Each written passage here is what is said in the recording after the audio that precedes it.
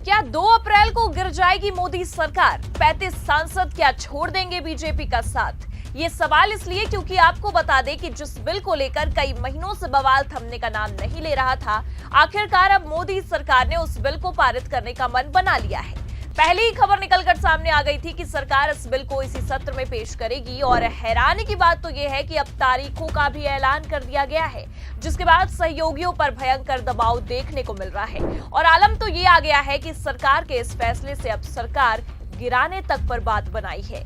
नमस्कार, आप देखना शुरू कर चुके हैं 4 PM न्यूज नेटवर्क और मैं हूं आपके साथ प्रगति ठाकुर।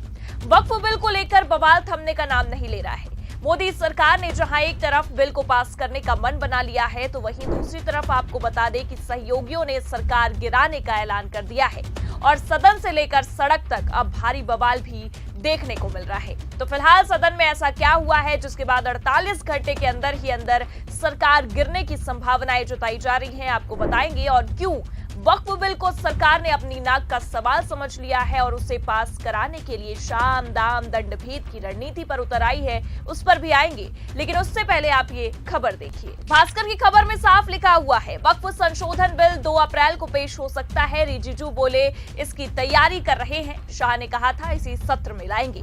तो खबर तो पहले ही निकलकर सामने आ गई थी कि एक मीडिया चैनल से बात करते हुए गृह मंत्री अमित शाह ने यह साफ कह दिया था, या कह सकते हैं कि इस मामले पर यह साफ कर दिया था कि इसी सत्र में वक्फ बिल को पारित कराया जाएगा। चाहे विपक्ष कितने भी हंगामे कर ले, ये बिल पारित होकर ही रहेगा।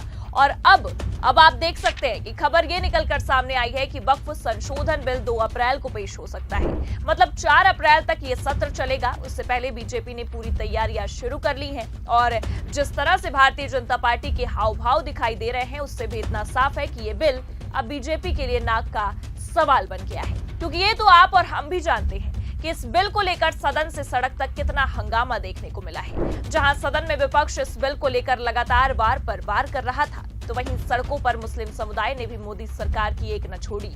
मुस्लिम पर्सनल लॉ बोर्ड ने तो ये भी साफ कह दिया कि ये बिल संविधान विरोधी है और मुस्लिमों के हक को छीनने वाला बिल है और बीजेपी अगर इसे पारित करती है तो देशव्यापी आंदोलन होगा। तो मतलब साफ है कि एक तरफ विपक्ष के साथ साथ मुस्लिम समुदाय भारतीय जनता पार्टी को चैलेंज कर रहा है, तो वहीं दूसरी तरफ बीजेपी ने इस चैलेंज को अब नाक का सवाल समझ लिया है। बस इसलिए बीजेपी अब किसी भी कीमत पर इस बिल को पारित कराने का मन बना चुकी है, जिसके आसार हमें देखने को मिल रहे हैं। तारीखों तक का ऐलान हो चुका है कि वक्फ संशोधन बिल 2 अप्रैल को पेश हो सकता है। देखिए, भास्कर की खबर में आगे लिखा भी है, वक्फ संशोधन बिल को 2 अप्रैल को संसद में पेश किया जा सकता है। सरकार पहले लोकसभा में बिल पेश करेगी। सत्र 4 अप्रैल तक चलेगा। संसदीय कार्य मंत्री किरेन रिजिजू ने कहा है कि हम संसद में वक्फ संशोधन विधेयक पेश करने की तैयारी कर रहे हैं। बिल पर संसद के बाहर खूब विचार विमर्श हुए हैं। हमें सदन में बहस और चर्चा में भी जरूर भाग लेना चाहिए।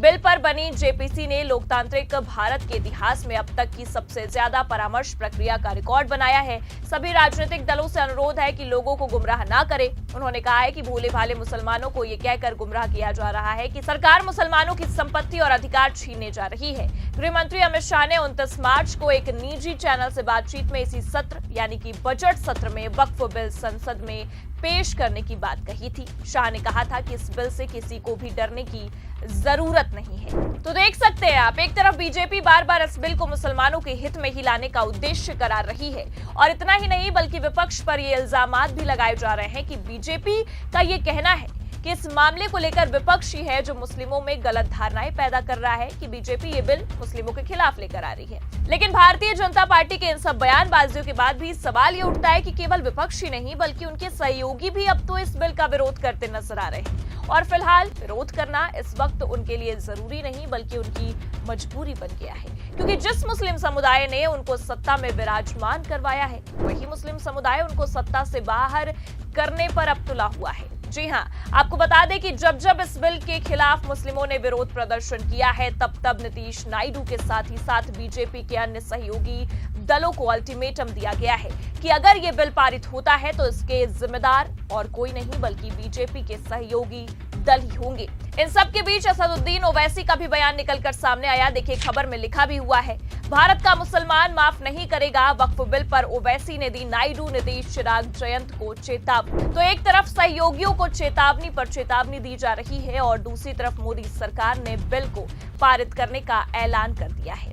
अब ऐसे में सदन में भारी हंगामा देखने को नजर आ रहा है, लेकिन इन सब के बीच ये बिल सबसे बड़ी मुसीबत केवल और केवल सहयोगियों के लिए बन बैठा है, क्योंकि आपको बता दें कि एक तरफ बीजेपी ने रणनीति तैयार कर ली है और दूसरी तरफ यही रणनीति सहयोगियों की हालत खराब कर रही है, क्योंकि अब कहीं ना कहीं तारीखों के ऐलान के बाद सारा जिम्मा सहयोगियों के हाथों में ही जाता दिखाई दे रहा है। और विपक्ष ने तो ये दावा भी कर दिया है कि जिस दिन ये बिल पास होगा उसी दिन सरकार गिर जाएगी। देखिए, खबर में लिखा भी है, संजय सिंह का दावा, अगर वक्फ बिल को लेकर आई तो मोदी सरकार गिर जाएगी।